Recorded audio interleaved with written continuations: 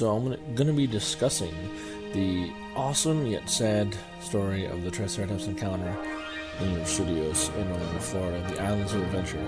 So this unfortunately closed in 2010, but opened in 1999. So this was an awesome freaking attraction. I've never been here personally. I really wish I could have, but this just looks amazing. So basically, it's kind of just like a little bit of a zoo. You follow this whole trail all the way back there. You got this whole elaborate story of animal care, dinosaur care, all that fun stuff. And then you come across one of these three Triceratops. One named Chris, Topper, and Sarah. All amazing. I think it's a clever idea because I think they use all three as to rotate each individual one in case one breaks down, obviously for the guest to be enthralled with the dinosaur still being there. And you're able to pet it, and you're able to smell it as well. It's interesting. I'll get to that in a second. But here is this little video you can find on YouTube of this man doing an awesome cosplay back in 1999 as John Hammond. He actually does pretty well. Like, from a good distance, you'd be very confused, but he's actually really cool. So basically, he takes you back to this whole thing, and you go and you follow the journey. He explains to you all the animal care. You see these big old bags of dino chow, which is just like big old things of dog food. It's hilarious, and whatnot. And I'm just amazed by this man right here doing an awesome cosplay impersonation of John Hammond for this attraction, which I thought was really darn cool. Again, unfortunately, I wish I had the chance to see this, but now being 2023, unfortunately, it's been a long time since it has closed, and unfortunately, I won't be able to see it, which is kind of a big bummer. But the reason why I brought this up is because recently I have come across the figure for a very good deal, and I was just as shocked as anybody to actually find this figure. It's almost as rare as the Red Kenner T-Rex. I could be wrong, but it's really kind of hard to find any information online about this. The only thing I recognize this for is because I think people in their collection have it, and also at the same time, I know the belly says 1998, Universal Studios, Islands of Adventure, and it looks really awesome. It's freaking huge. Like, I actually compared it to my other,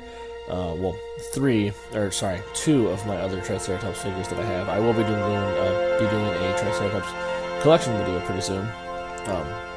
So I thought this was a really nice touch. But yeah, this is just massive. It does make some kind of sound. There is a speaker box on the belly, but I have yet to figure out a way to open it and or change the batteries or check the batteries. Because I'm pretty sure from this being from the 90s, who knows how old the batteries are, and I really hope it's not corroded. But yeah, we will definitely figure that out in a future video. 100% for sure right there. So with that being said, just like I said right here, I did compare it to two other Triceratops figures that I have. I have the one here on the left hand side, which is the Jurassic Park 3 trike, and the one on the far right behind it is the 1993 Kenner Triceratops with a bit of a more rhino-esque looking head, which is pretty cool. But anyways, going back to this, so when you go back there, they apparently had scents and smells where you could be able to, where it smells like a zoo. You had like the hay thing and this, that, and the other, and some kind of other pheromones. And this animatronic actually urinated and defecated, supposedly. There's no videos of it. I don't know if it's true, but that's what the description said online. And of course, they had a handful of guests come back at a time with an expert dinosaur animal care person, and probably some kind of scientist or paleontologist back there. But just imagine this. Just imagine if Universal were to bring this back. I know we currently have two things that are similar, but this is just so darn cool. I kind of wish like a zoo would do this. Like, they treated this like a real animal. They told you exactly which one is named and everything else in the book about it, and you're able to get back there. And some people were lucky enough to be able to pet it. And I did hear it did in fact sneeze on people as well, which kind of replicates what they have in the movie. If you kind of look at the nostril, you can kind of see it looks like something probably does come out of that. It's like an opening of a hole, which is kind of clever because, again, just like the movie, how the Brachiosaurus sneezed on Lex, which is hilarious. I still laugh at that scene. I know it's silly, but it still gets me every time.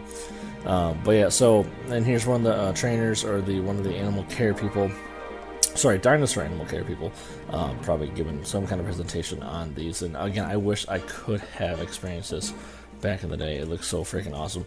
But there is some tributes, like this tribute store for the Jurassic World, I think back in 2020 or 2021.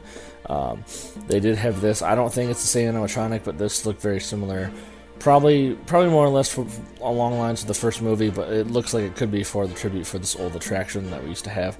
And there is a video online of somebody went around and checked out the abandoned version of it. This is what it looks like with everything underneath it, and that's a lot of mechanics right there. It looks impressive.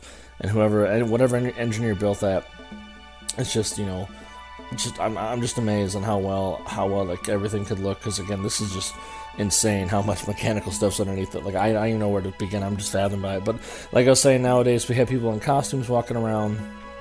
So you have some kind of more personal, you know, encounters and whatnot, which is really cool. You know, you don't have to wait in line; they just come around every now and then. So we have here the Triceratops. I don't know what Universal Studios. This could be Hollywood right now. I'm not too sure. And this one for sure is the Velociraptor one.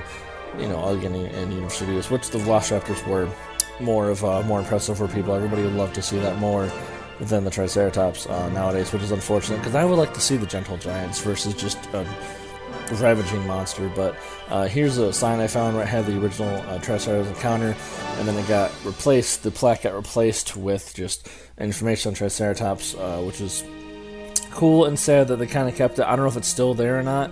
It probably isn't, because of the new Velocicoaster that came out recently in the past couple of years, or actually a year and a half, I should say. I think it's still fairly new, all honesty. But I'm not a big fan of that. I've never been still, but I don't know. I'm not a roller coaster kind of guy. But I would still love to see this one day. It'd be really freaking cool. But yeah, this is, I guess, my final thoughts on this. So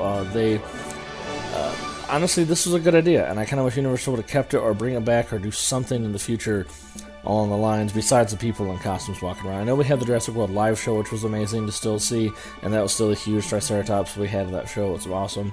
But maybe one day this will come back. Maybe a big fan. Maybe a fan will bring it back someday. But with that being said, guys, y'all take care and be excellent to each other.